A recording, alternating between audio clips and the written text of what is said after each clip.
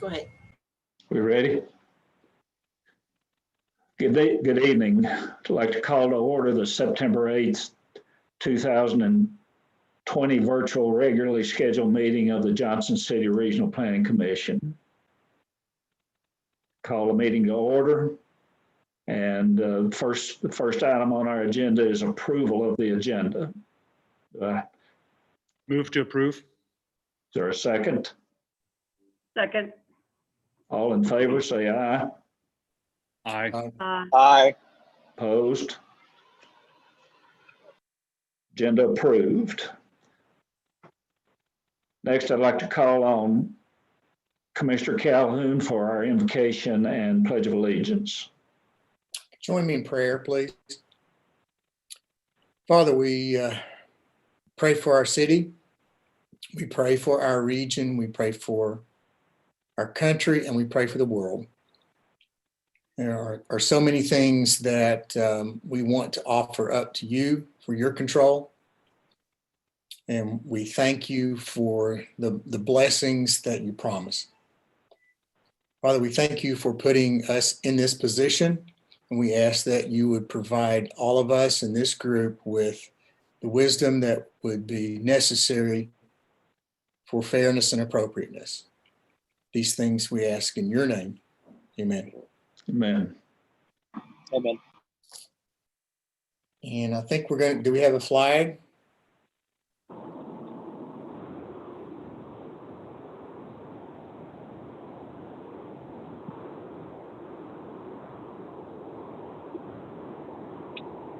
All right, Matt has a flag. If you look at his screen, there it is. There we go. Join me in the pledge. I pledge allegiance to Allegiance the flag of the United States of America and to the republic for which it stands, one nation, under God, indivisible, with liberty and justice for all. Thank you, Commissioner Calhoun. Thank you. Next item on our agenda is the approval of the minutes from our August 11th, 2020 virtual meeting. I just have one question about the minutes, and I can't remember exactly where it's at, but it was talking about the approval of the previous meeting. And this is just a question that I have as being a newbie, but it just said that some changes were made, the clerical changes, I think is what it said. My question is, should we document what those changes actually were so that we have a record of that? It's just a question. Nicole, do you have an answer for that? I do. That is, if that's something you would like specifically as a commission for me to do, I can. But as far as officially minutes go, any clerical spelling, any changes like that, they don't affect the record. So you don't have to, only if it's going to make changes to the actual record itself, to, you know, something that was a motion that was made or a vote that was taken, anything like that. But if you would like it specified, I'm happy to do that. I don't really, not really, Nicole. I just wanted to know what the norm was. But at that, I will make a motion to approve the minutes from last time. Is there a second?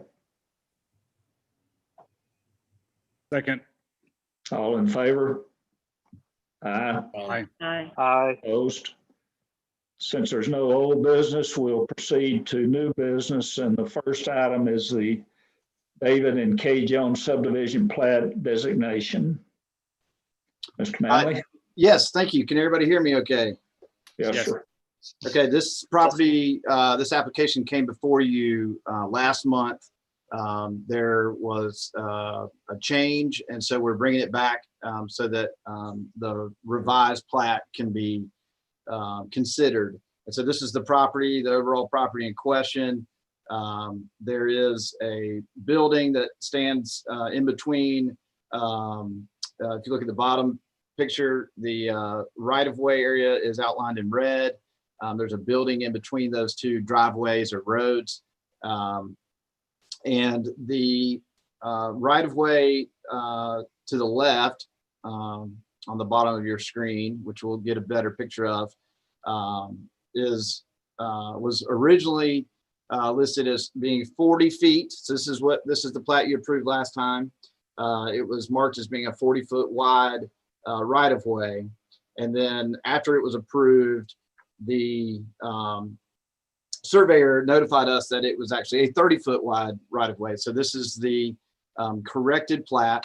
And then you zoom in here, you can see that it's actually 30 feet on Austin Springs Road. And then there was also, it was approved with an additional note, note 14. And so that's included on this new one as well. And so this property was approved, was annexed in June of 1990. The entire property was accepted as is, if you will, at that time, but no formal dedication was done for the right-of-way. And so that's what we're doing now as part of this subdivision request. It meets all aspects of the zoning code and subdivision regulations as it did last month. We just had to make this this modification to the right-of-way width.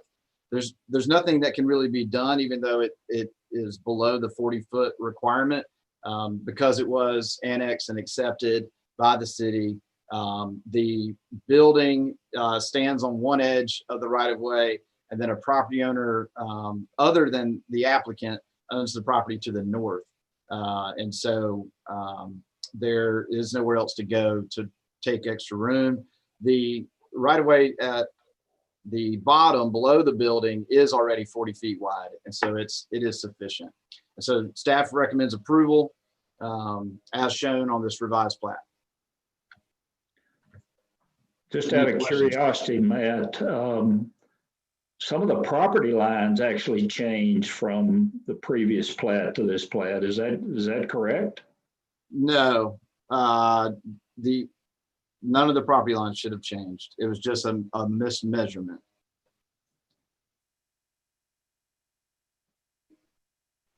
Okay. Do you have the old plat? You can throw up on the screen. That's it there. From last month's meeting? Yes. I'm sorry. Maybe it's one more. No. That's this one. That's this month's plat. That's the old one there. So if you notice, you probably can't see can you see my cursor? You can't. I cannot. They're behind the building.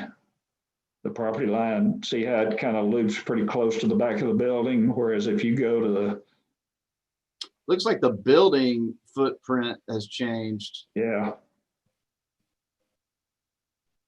So there and then actually, the surveyor did not make note of there being an alteration to the building footprint, but it does not look like the property lines have changed. So that's the old one. No, okay. That's a moot point. So just for information, what happened? The building is existing, right? The building is existing. Okay. I cannot say what happened. They must have done a miscalculation, or it was a leftover measurement from a previous plat that did not get updated. But the error was caught, and so he had to make us aware of that. Actually, Matt and Mr. Chair, if it's okay, I would ask if we could do exactly what Nicole mentioned during training, and that is if we could table this item until the end of the agenda. I realize there's only 2 items on new business, but would you be willing to table this until after the rezoning and let me double check something? I don't want to interrupt Matt. He's got his mind kind of ready to go on the meeting. But can I verify something and we come right back to this? Absolutely. Do they need a vote, Nicole? You're muted. Sorry. We'll need a motion and a second to table. Motion to table. Second. Do you need a roll call, Nicole, or just a, okay, voice, all in favor? Aye. Aye. Opposed? Okay, thanks, Preston. Okay, the next item, Matt. Yes, it's 2825 Boones Creek Road. This is a rezoning of a split lot, split zoned lot. It is in total 1.2 acres. Just over half an acre of it is currently zoned R5. And the request is to make the entire parcel zoned B4. The property is located very close to the Boones Creek interchange, which we know is slated for a diverging diamond. Is currently under construction there. The property does have a significant change in elevation that divides the residential portion from the commercial portion. But the overall character of that corridor is a growing commercial area. The future land use map does show this area is proposed for commercial. And with the transportation changes there and the economic development incentives in the area, we do anticipate, this R5 zoning with a split on a single parcel, it would be appropriate to zone that commercial. Citizens were engaged to the neighborhood meeting. There was no one participated. There was no comments. There was one call from a tenant that just asked what the sign was about. But I also understand that the owner reached out to the tenants, and I'll let him speak to that. There was some question as to whether he'd be able to call in. And so I wanted to make sure that I passed on some of his comments, but I'll let him speak to that. And then there was no concept plan required. And so with that, staff recommends approval of rezoning this half acre from R5 to B4, making the entire parcel B4. All the way to Boones Creek. Excuse me? All the way to in other words, it would now be B4 all the way to Boones Creek. That's Road. correct. Any questions of staff? Okay. I'll open the floor for public comment. Is that Mr. Wilson? Yeah, Wendy, Yes. if you wanna- Hello? Yes, sir. Yes, good evening, members of the City Commission. I did the stay that I was, Mr. Wilson, yes, could I ask you to state your address for the yes. record? I'm sorry. My name is William L. Wilson. My address is 1512 Seward Drive, Johnson City, Tennessee, 37604. Thank you. Good evening to all of you. I was on site for the face-to-face visit for anyone that wanted to talk about the rezoning as required. I was there for about 40 minutes.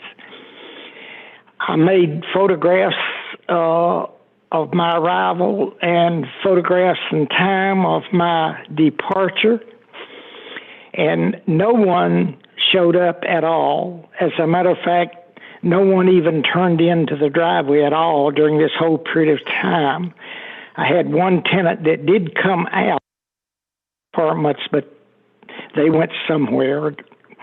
At any rate, I just wanted to say that I did talk to each and every one of my tenants concerning the rezoning, except for one, and she's in the process of moving. None of them, once I explained to them that the rezoning of the apartments did not affect the apartments other than I can never add on to them. I can renovate them, we can keep them rented. So I assured all of them there was no immediate plans to ask them to move. Now, somewhere down the line, we are going to see wonderful business changes in that whole area, the whole area. At that time, this may be the proper time to ask them to vacate. I've assured each one of them, as long as I'm the owner of the property, I would give them plenty of time to find a place to live. Other than that, the interchange is going to make a big difference here within just a few months, and it will probably be, because of the virus, maybe as much as a year or two before we really see this whole area start to jump.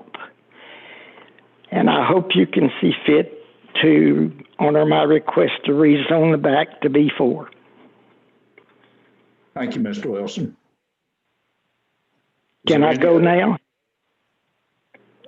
Yes, sir. Oh, well, you might at least stay connected in case we have some questions. Okay, I'll do that. Is there anybody else online, Nicole, for public comment? No. No, ma'am. No emails. Okay. All right, we'll close the public comment portion and open it up for discussion among the commissioners.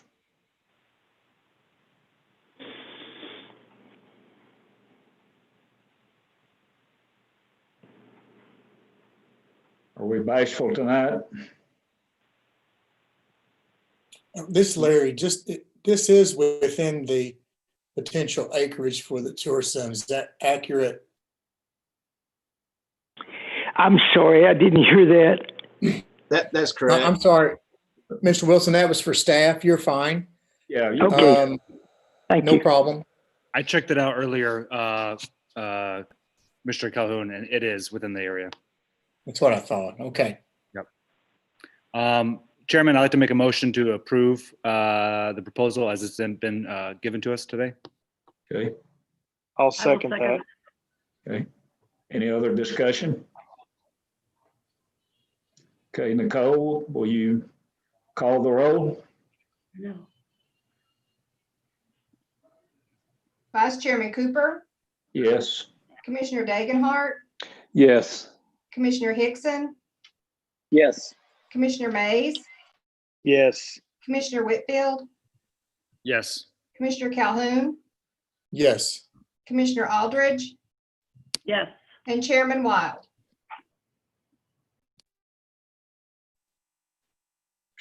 She's muted. That's okay. Motion's approved. Okay. Okay, Preston, are you ready to go back to our first item of business? Can I thank the commission for their time before I leave? Yes, you certainly can, Mr. Wilson, and we appreciate your time. Thank you so much. Have a good week. You do the same. Thank you. Hey, Matt. Yes, sir. If you would, I'm sure you were going to do this anyway, but if you would just touch base with Mr. Wilson tomorrow, remind him that this still needs to go through City Commission. Absolutely. Okay, thank you. Yes, Chairman Cooper, what I did was I went back and I pulled last month's agenda item, and then I also wanted to pull our GIS maps. So Matt, will you let me, Share. yeah, will you let me share? You got it.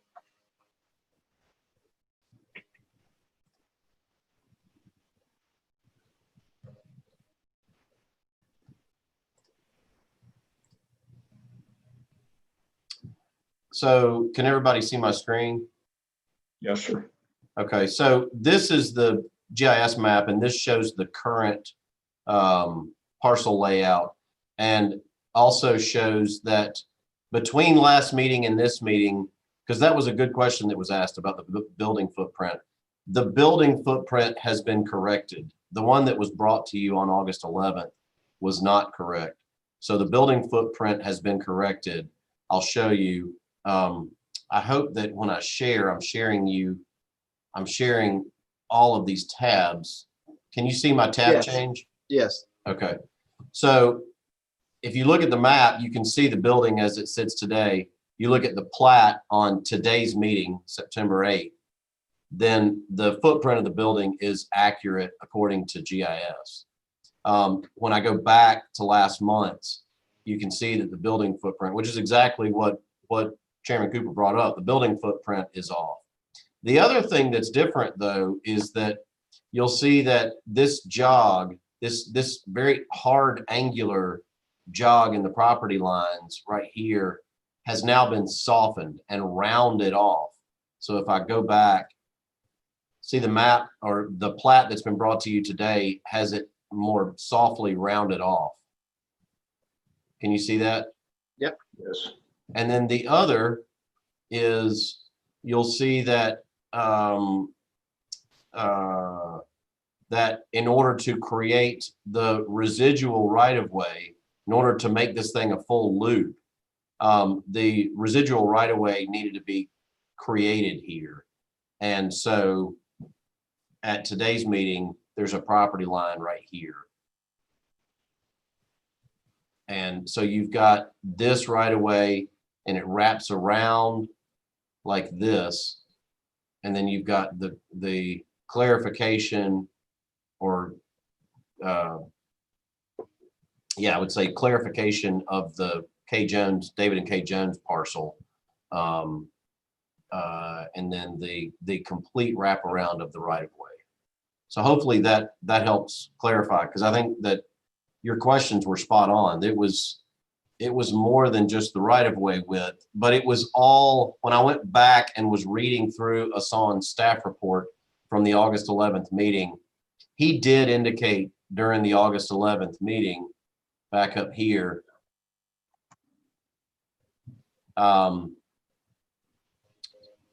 Plat's required to meet the zoning ordinance requirements, subregs, split zoned R3 and A1. And Matt already indicated the annexation. And then it says here, staff is working with the property owners and surveyor to designate this right of way on the plat. An updated plat will be presented. I think what had happened was the surveyor probably got rushed, probably got pushed at the last minute, and what was submitted was not done. And so what you have in front of you is the completed version seeking approval. And the Joneses actually own both the property that the building is sitting on, as well as the property that has that access easement associated with it. That's correct. Okay. Yes, they own this parcel, they own this parcel, and then is that one? That is not theirs. I know it is. Yeah, and the building. Yes, yeah. It's marked on the plat. So one thing I'll just add is that the version that is in my presentation is the version that was in your presentation last month, not the one that was in the staff report from last month. So just as Preston showed, the one in the staff report from August, it has several changes from the one that was presented last month and the one presented tonight, with the key change being the building footprint, as we found, and the right-of-way width going from 40 to 30 on the northern access point. I think all in all, there was just, this was probably all just, really, it was all coming together at the last minute on this surveyor. And once they got it finally wrapped up, it was just necessary to bring it back. I mean, clearly this needed to be reapproved. Any other questions of staff? Open it up for public comment. Nicole, do we have anybody? Preston, you want to let me share screen for public hearing? Absolutely. Well, I just want to say thank you, staff, for bringing this back to us again. It's better to do something right than the first time than do it over again. And good. Absolutely. And Chairman Cooper, very good eye. Very impressed. I did not see that. Yeah. Thank you. I think someone planted that. You think so? I would accuse Asan. That's who I would accuse. Nice catch. Where is Asong this evening? He's on family leave. He's got a number 3 coming into the world. So I haven't heard any updates, but That man That's just great. don't quit, does he? yeah.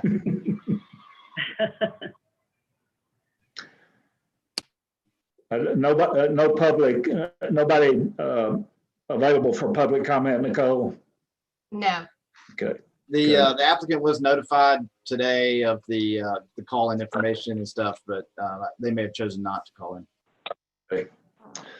Close the public comment then and open it up for commission discussion. I have a question, Bob.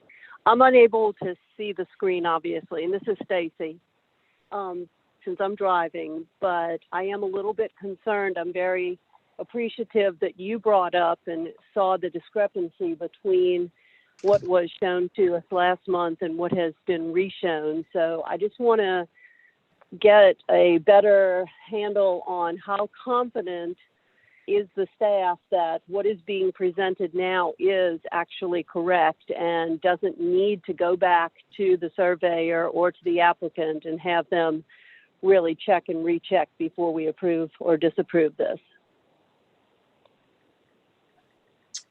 Well, I think based on what we looked at with our current parcel layout and the evolution of the surveyor's work, we can feel confident that they've made the correct changes, and that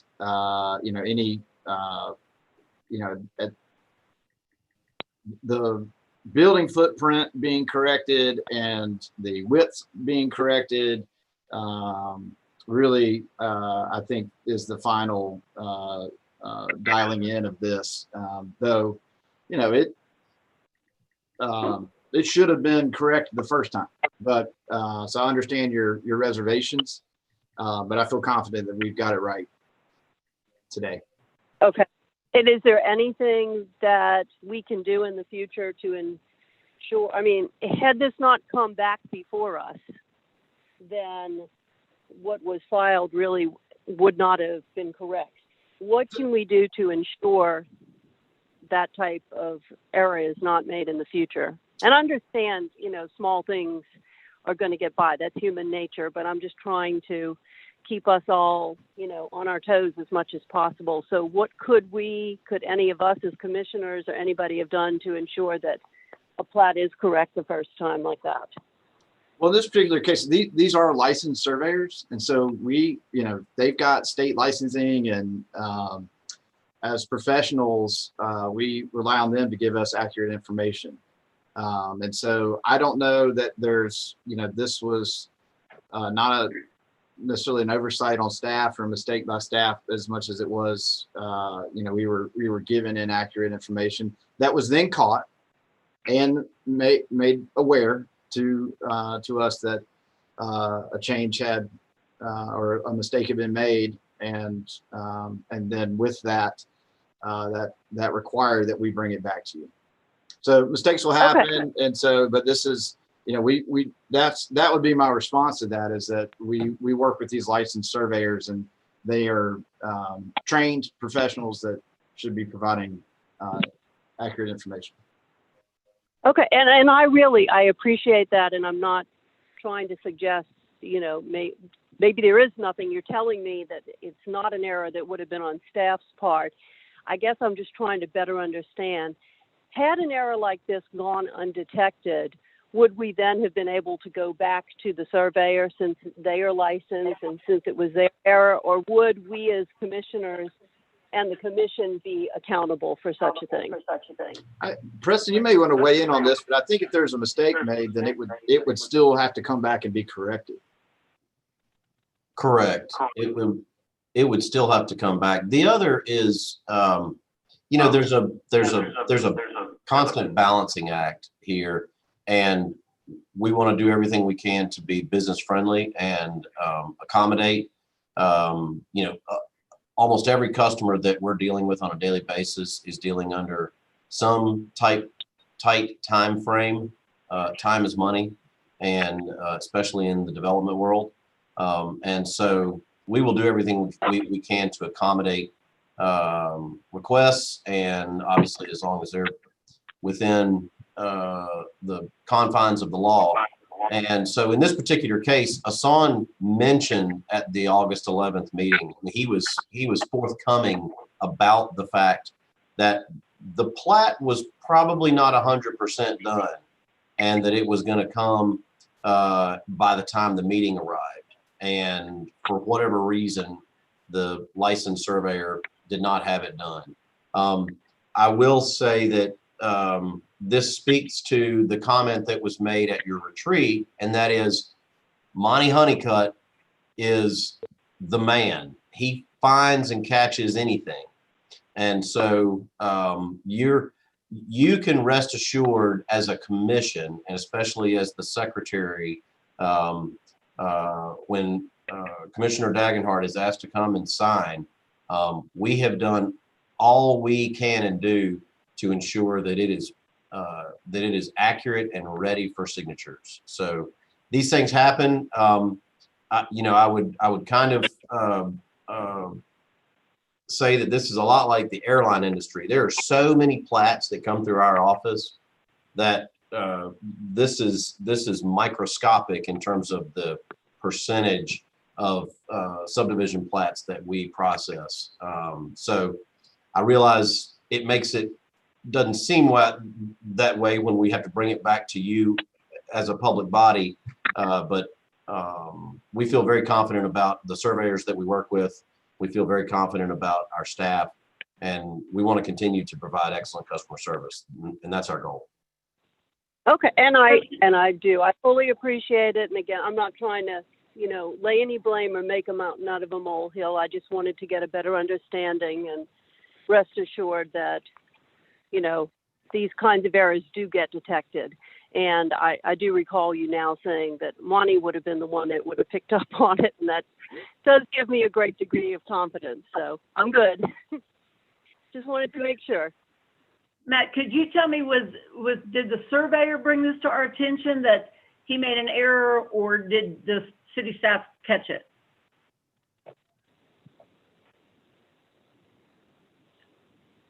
Matt? He's on. Matt, you're muted. Sorry about that. Having a little technical difficulties getting my unmute to work. My understanding is that the surveyor notified Asan.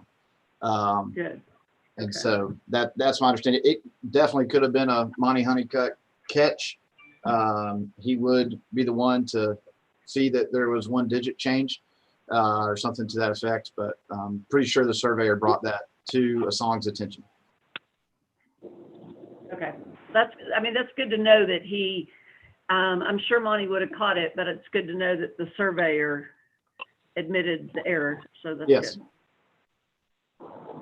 I'd like to make a motion that we accept the plat that has been corrected and has now been submitted and has been attached and reviewed during this meeting. Okay. I'll second. Okay. Any other discussion? Nicole, will you call the roll? Vice Chairman Cooper, Yes. Commissioner Dagenhart, Yes. Commissioner Hickson, Yes. Commissioner Mays, Yes. Commissioner Whitfield, Yes. Commissioner Calhoun, Yes. Commissioner Aldridge, Yes. and Chairman Wild.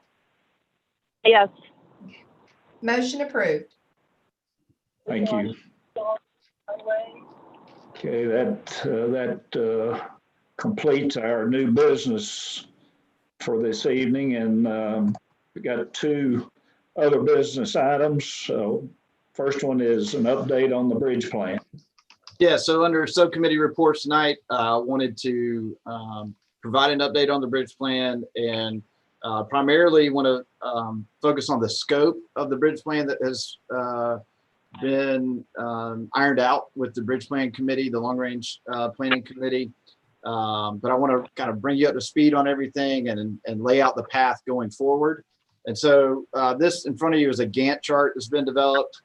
You'll see that it's broken out into different segments, March through June. We're calling that the footers. We got July through September, the suspension, and October to December, the decking. And the footers are in place. The staff visioning and discussion, kind of developing the initial plan and the development of the bridge plan committee was done in May, and at which time we presented that to the concept to the full planning commission. And then staff has been, is busy reviewing all the elements and comparing notes. And that brought us forward into the middle of the summer where we finalized the scope with the bridge plan committee, and we've been reviewing the elements with the committee members. That task is still ongoing and will continue through the end of this month and into October. And so that brings us to tonight, where we'd like to finalize the scope with the full commission. And then our next step would be to take it to the city commission and introduce the concept of the bridge plan, make sure that they are aware and supportive of this effort. And from that, we would then distribute some of the elements and portions of elements, segments of elements to parties that would have some input on the objectives and policies related to the field that they work in. So we are looking to do that in the middle of September next week. Request that they review these documents that have all been crafted for each partner to review, and then ask them to submit that back to us at the end of the month. And during that time, we will be developing what we're calling a list of overarching policies or emerging topics, which I will run through with you tonight. And then from that point, we're going to be putting together a draft. We'll take our review, staff's input, the review from the other departments. The committee will look at all that, and we will compile that into a first draft that we would like to publish, use our website to help promote some public engagement, give people an opportunity to review it, and then attend a workshop where we would go through those drafts with the full planning commission, and then have a public meeting where we engage, we talk about each of those elements and any kind of key differences or modifications or freshening up that we may be proposing, and focus on that, and give an opportunity for the public to provide feedback. And then the public would have another opportunity to learn more by tuning into the city commission workshop. And then with those multiple rounds of opportunities for public engagement and feedback from the planning commission, feedback from the public, feedback from city commission, we would then bring a final draft to the planning commission, hopefully in early December. And with that, if we're able to move forward, then we would be looking at a first reading at the end of December. And so we would have a little bit of a rollover into 2021, but that's not a major issue. We do realize this is a tight timeline. Things could happen. I've got a FMLA leave planned for the end of October, and intending to be back for the November Planning Commission meeting. So yeah, things could get a little sideways, but that's okay. if we need extra time, it's not the end of the world. So, but we want to really hit our milestones and keep this on schedule.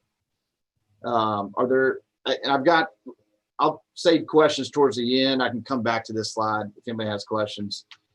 Just to briefly update you on the emerging topics and overarching themes. This is a draft list of things that we've been discussing just very roughly. We have not dove into this in detail, but there seems to be emerging a lot of focus around engaging the community, developing neighborhood plans, and really as we ramp up towards a full-scale comp plan, once the census data is available, and we determine if we'll be hiring a consultant or if it'll be done in-house. If we've spent a couple of years engaging communities, developing neighborhood groups, developing plans for neighborhoods, then that gives us an existing base to tap into to get additional feedback as part of a full-scale comprehensive planning effort. And then under that, we've got specific themes that are of national importance, are increasing in importance in our society. And so those are things that we want to call out, recognize as being important, recognizing as being something, a lens that we need to look through, but we're not developing goals and policies and getting into the same level of specifics with that, just very general information about these themes and maybe some others, or maybe not all of these, that we think are important to Johnson City. And so that's the idea behind emerging concepts and overarching themes. We've built out a calendar to get us to the finish line in December, early January. And that involves our Bridge Plan Committee, which has been extremely committed to this effort. We've been meeting bi-weekly, and that will be shifting to weekly meetings as we need to get our eyes on each of these elements and get the feedback from the review partners. And so to kind of stay on task, we'll be meeting weekly. So it's a big commitment on their part. And, as a staff person, I'm thrilled to see that level of engagement from our commission. And so really appreciative of all those committee members. And then we're also engaging a lot of partners. And so you'll see a list of 18 different agencies or departments or divisions within the city, within and around the city government, and a list of contacts. This may not be a final list. We may massage that a little bit, but we're ready. We've developed 18 documents that are take information from each element and package it into the ones that are specific for each agency. So for instance, JCDA number 8, they will have input on economic development. They'll have input on downtown revitalization. They may have some input on historic preservation, maybe even land use. So that Public Works, they're pulling, we're gonna pull their review from a number of different elements. And so we've constructed that and try to make it easy for these partnering agencies and departments to do their review of what's specific to them and give us specific feedback. But it is a long list. And then, so coming back around to the scope, what we've decided on is that we're going to review all the elements. We had initially talked about focusing on land use or maybe just urban growth. But there are some exceptions. The transit, number 5 on that list below there, was actually that adoption date has been updated. That's what it was initially, but there was a transit plan done in 2017. So this plan from 2007 is outdated. It would not be included as part of this review. You also see the fire under community facilities element. Fire protection plan was not adopted by the city commission. And it really is dependent on annexation. And at the time, the annexation rules were so different that we were operating in a completely different world at the time as far as the city's ability to go out and annex property, whereas now it must be petitioned by the property owner to come into the city. And so the basis for that plan is no longer accurate enough.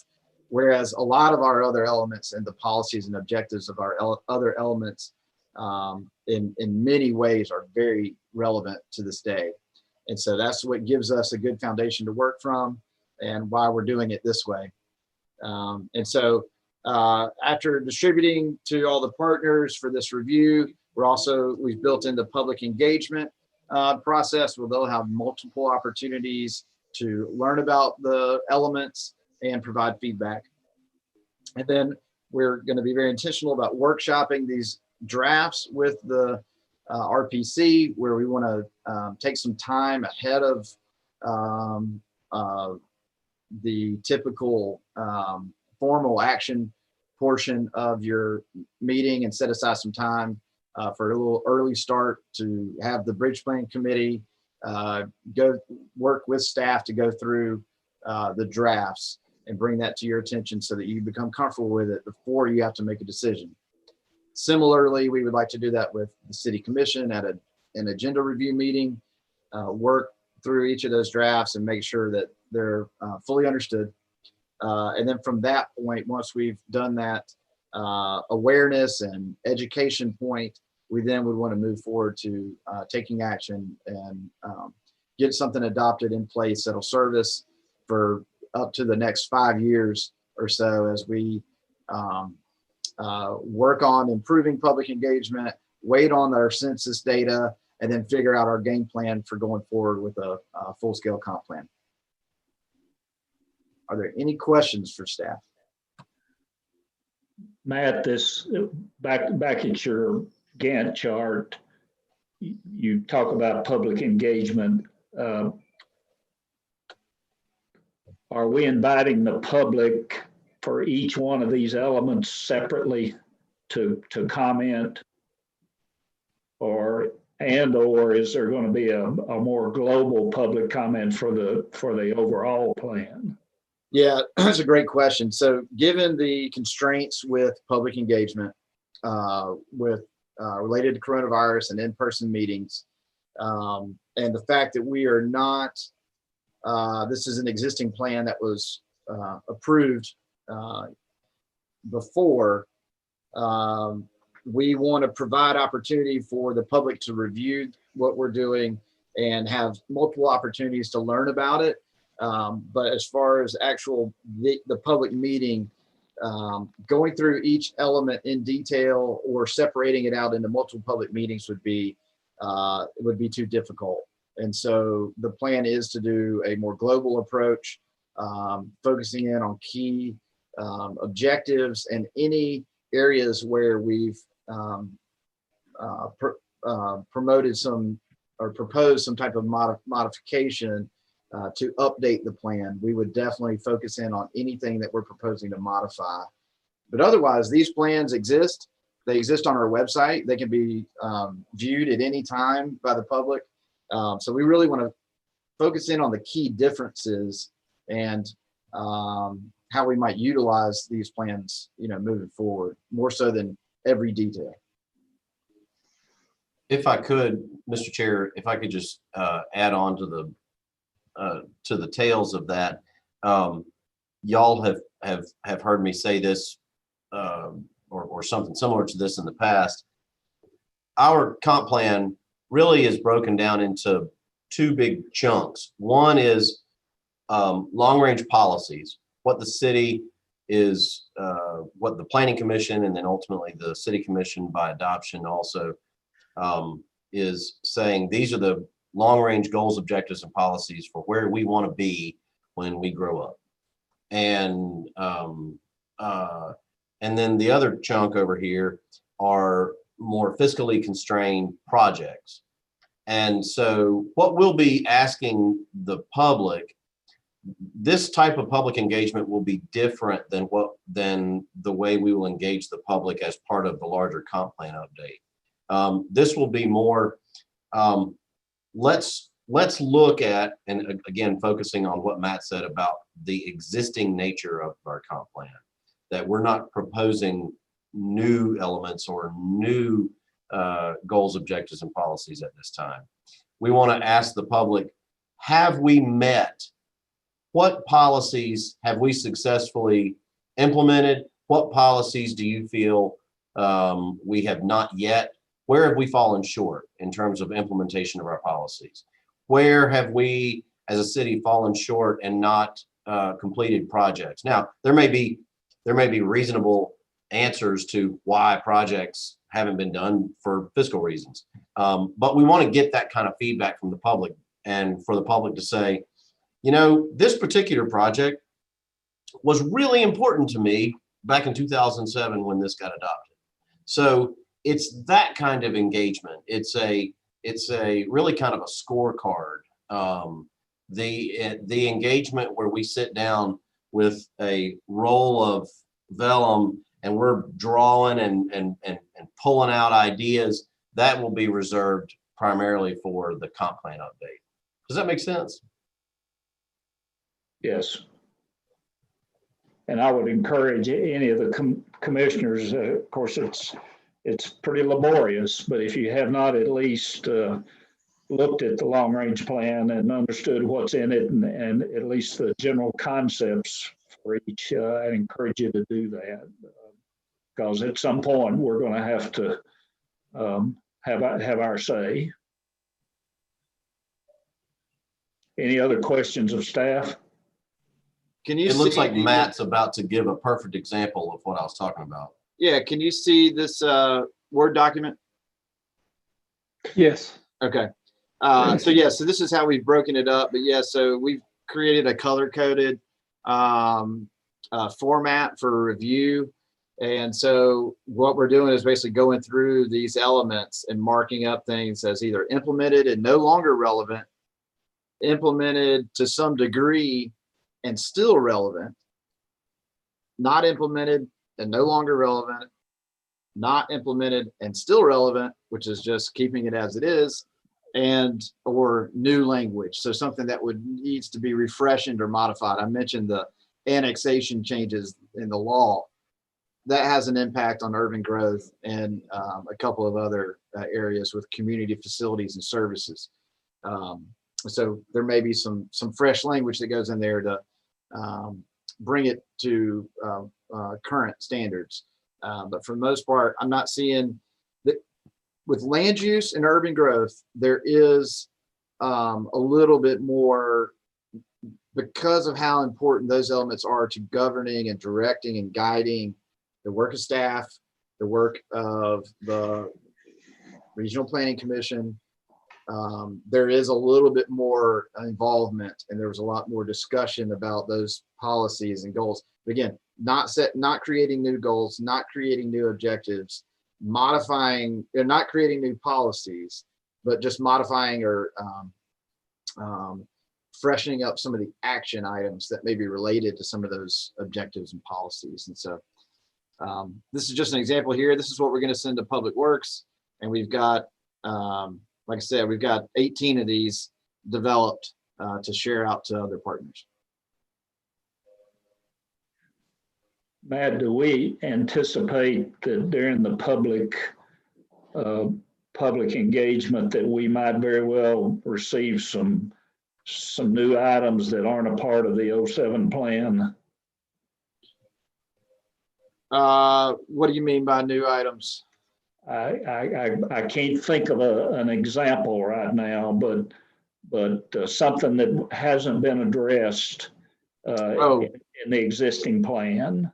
Oh, I do anticipate that, and that's where we want to kind of capture things in the emerging topics and overarching themes. We want to for folks to be heard and let them know that, you know, if there's something that's missing out of our old plan or our current plan rather, that we I don't need to say old anymore. That's not going to serve well. But that we want to capture that information, and we just as a committee have been really dedicated and thinking about ways that what are things that are have become really important over the last handful of years, and even more so in 2020 that we need to recognize. And so that's where we would want to capture that. Wouldn't necessarily become a part of the bridge plan, but would ultimately become a part of the new plan. Yeah, and we probably want to dial in some of the language of how the emerging concepts, and how much we want to say that would be a lens that decision making would look through. That has not been determined yet. So either this is a place where we state things that we think are important, that we want to be more important going forward, or do we state these things are, give these things consideration starting today in your decision making? We'll have to iron that out as we move forward and see, kind of check the temperature on that. Thank you. Any other questions or comments from the commissioners? Speaking on behalf of the Bridge Plan Committee, I want to thank the staff for their robust and energetic response to this whole effort. It's transformed from what I think it began to be to have a broader view. And I think that's in recognition of the importance and the longevity of a strategic plan for the city. So I think the staff has done an exceptionally good job. Thank you, Commissioner Dagenhart. Yep. Thanks, Commissioner. Any other comments? Okay, the next item is preliminary zoning study for Mountain Home neighborhood.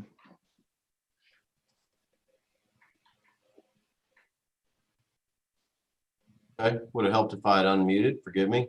So I will handle this one, and but this is one that Matt and I have been working on at a staff level, and we'll continue to deep dive into this thing. Let me find where I put it. There it is. So this is the information that was provided to you in your packet. Let me, well, no, I think that's a pretty good zoom level right there. So this is the existing map, the existing zoning map of the Mountain Home neighborhood. Now, before I go even one word further, because I'm the newbie, I want to make sure, so Matt, even you correct me, in the larger context of the neighborhood, Highland, Lamont, Hamilton, is it correct to make reference to this as the Mountain Home neighborhood?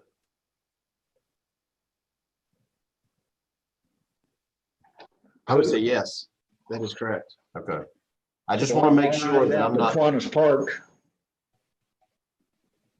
Say that again, Chairman. All the way down to Kiwanis Park from Lamont, basically. Okay. Okay. All right. Well, that makes me feel better. I just want to. And I'm kind of asking, Preston. Okay.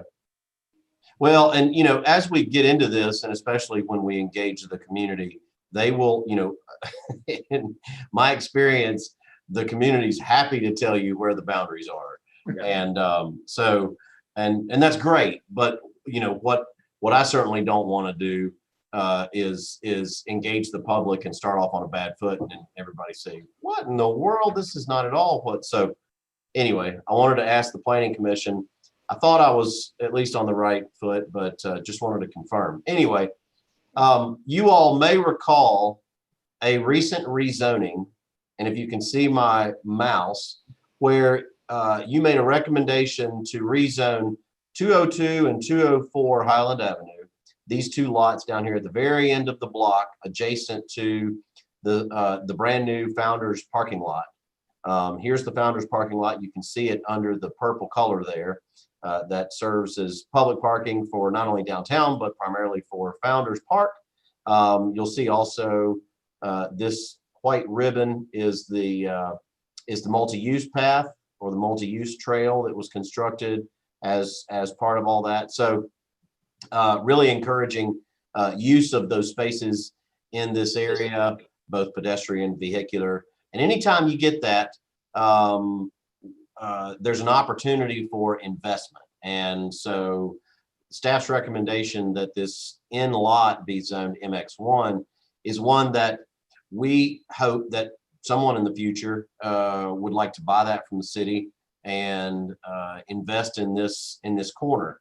Now, it could end up being residential. That was the conversation that was held at the Planning Commission meeting and ultimately at City Commission. And if so, that's what the market wants right now, and that's great. But what has happened since this rezoning and several other internal conversations is we've been approached by a realtor developer, local individual who has interests in this area. And he started asking, you know, hey guys, what do y'all think about the zoning along West Watauga as it leads down to state of Franklin? Do you think that this is an opportunity or a time to update the zoning along this corridor to encourage investment and redevelopment of this corridor in a way that is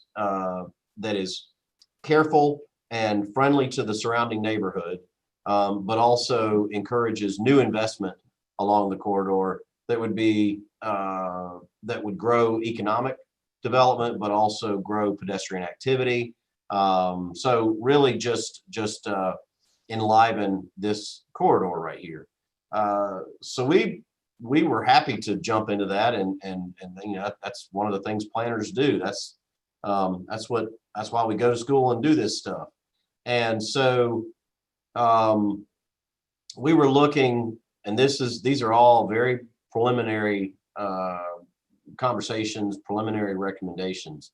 But a couple of things that we identified were a number of buildings along West Watauga, front West Watauga, meaning not every building along West Watauga has its side to the corridor. And that's important, meaning there's opportunity there for frontage investment, meaning buildings that front onto that street could be adaptively reused for small shops, coffee shop, restaurants, small scale retail, boutiques, things like that. Professional offices. Oftentimes you will find along corridors like this that have high volumes of traffic, but not necessarily high speed. Sometimes will suffer from decay in the residential. And so oftentimes you will have adaptive reuse of those structures for professional offices, for an architect, or for an insurance guy. So variety of things like that. But the MX1 meets those ideas. The other is, if you're going to introduce mixed-use zoning along a corridor, you need to make sure that the rest of the neighborhood behind it is shored up, and that it is strong and able to protect itself from intrusion or from misaligned opportunities. And so what we've done is we have gone in and looked and seen that the residential zoning within the neighborhood jogs in and out between multifamily and single family, and it even does so over here on the west side, which I'm not showing in my screen. But one of the things we would want to do is shore up that single family zoning in the interior portions where we're beginning to see investment and rehabs of some of these older homes. And then down here along State of Franklin, what we're proposing is to completely remove the industrial, the old, really inappropriate and no longer applicable heavy industrial zoning. You've got, if I zoom back up here, you see you've got I-2, which is heavy industrial zoning from 905 West Watauga, reaching down around the pool store here, and then back up into all this city-owned land. So what we'd like to do is to, probably the easy one in here is to convert the city-owned land down to the R2 zoning, which is compatible with recreational spaces, open space, things like that. And then have a conversation with you all and with the community about possibly taking these two parcels to a smaller, more compatible commercial zone that would be compatible with what's happening along State of Franklin, the volumes and the speed along State of Franklin, but then would also be compatible with the neighborhood. So clearly we're not talking about B4, B5. We're talking about the more friendly transitional commercial zones like the B1 or the B3. So that's the idea. And the further maps or the other maps, we're just simply zooming in here to where you can get an idea of what we're looking at. Couple of supportive, let me see, I need to make you all hide there for a second. So examples along the corridor, West Watauga frontage allows for conversions where the homes do face onto West Watauga, adaptive reuse of existing buildings. However, also protecting your hard edges. So where you've got residential homes that face those residential streets, and the side is facing West Watauga, part of that conversation is protecting that residential area, protecting that edge, and so preserving those areas with the residential zoning. But all of this is open for conversation. As I've already mentioned, interior consistency. This is shoring up the interior part of the neighborhood. Right now we have an intermingling of single family, duplex, multifamily, all in the same area, which is bad for home values. It's also bad for investment. And so we want to maintain density along major roads and then protect the interior of the neighborhoods. And then, as I mentioned, converting former industrial land to appropriate commercial along the edge. So that's the idea. And we sent this presentation along with an email to the realtor developer. He studied it for several days, got back to us and said, you know, this seems to be in line with what I was thinking. I look forward to, you know, having more conversation on this. And so we offered up to him that that we would pitch this idea to the Planning Commission on today's meeting, but that clearly that is just the beginning. The most important thing we need to do is go out and engage this neighborhood. And so what we would like to do is, with your blessing, have a COVID-friendly, safely distanced neighborhood meeting at some facility out in this area, out in this neighborhood. It's always best to go in and try to meet the neighborhood folks in their own area. So we would find an appropriate place with enough space, and you know, we would set it up where if we got overrun with folks, we may even have spillover with television screens, et cetera, et cetera. But have a COVID-friendly engagement opportunity, and really see what the neighborhood thinks. And then depending on the response we get, if we get an overwhelming response, and if that overwhelming response is not in line with what you see on the screen here at all, then that sends us back to the drawing board. So we realize that. So there may be some more work we need to do behind the scenes before we bring it back to you. If, on the other hand, the community says, hey, this is great, or we're in support and very little change, then we may bring this back to you in October with a recommendation. We may also do it in smaller pieces. What I don't think is a good idea right now is to try to tackle this whole thing all at once. So one thing we were thinking, at least preliminarily, is to try to tackle this block that is bound by West Watauga, Highland on the north, State of Franklin on the south, and then reaching over to the parking lot. So just starting right in this area, right in here. Now, community may say, no, we're on board with this. Let's reach out and do more. we will have that conversation with them and certainly provide that feedback to you.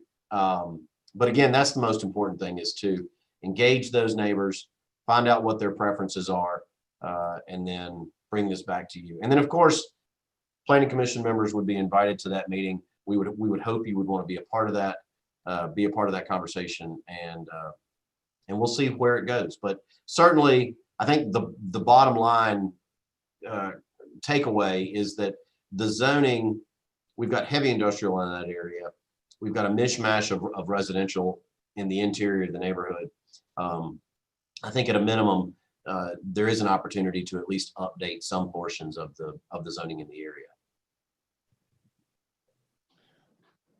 Preston, do we have data that tells us the percentage of owner-occupied residences in this area? I don't have it on me, but that is easy data to gather. So we can have that. We would have that kind of data, would be data that we would have ready at the meeting. Okay. And Preston, do we have any, how much actually heavy industrial do we have, if any, between Highland and State of Franklin? None at this time. Okay. So what you have, I'm gonna slide you guys The over pool here. store, I know that. I'm gonna go back up here to the current zoning screen. You'll see what is in I2, and I don't know whether or not you're using a laptop or a phone, Dr. Whitfield, but here at 905 on this far left side, 905, there's a small little strip center here. There's a floor there, isn't there? I'm sorry. Anna Marie's. Yes. Yep. Yeah.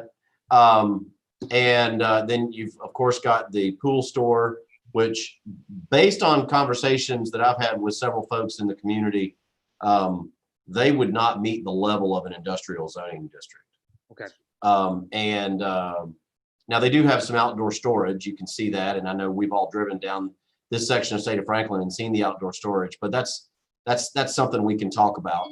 But from a use perspective, we don't believe that it meets the level of industrial. And then outside of the pool store, all the rest of this is city owned. And so 312, either 312 or 316 was just sold to a private individual. And then you've got the parking lot, and the rest is floodway or floodplain and the multi-use trail. Yeah, if I made the I-2, following the railroad tracks, and it does continue on, but you had, I think there was a foundry nearby, the coal yards, you've got all the industry over on West Walnut. So all that whole corridor, of course, State of Franklin used to be rail lines. All that kind of stems back from, a previous era.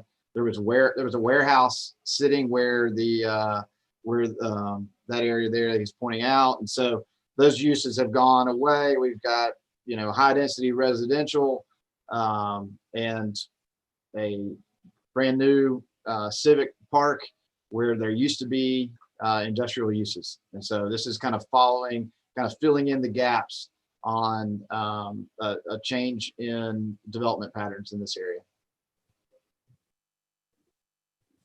And I'm glad you mentioned that, Matt, because, we in the planning department, we want to help facilitate further investment, further growth, but that it be done in a way that is compatible with the neighborhood. So, this is just, we believe there is an opportunity here. It's directly across the street from Model Mill, which is wrapping up. And so there's a tremendous amount of excitement and kind of a tingle that's going on right now in this area right in here. So I agree. Yep. Especially with Founders Park and that's influence on that area. I think let's continue the good growth and keep going. Good work. Any other questions of staff? Thanks, Preston. That was very informative. We appreciate the heads up. Absolutely. And yeah, it didn't sound like you were going to, but I don't think there's any need for you to vote. Just consensus.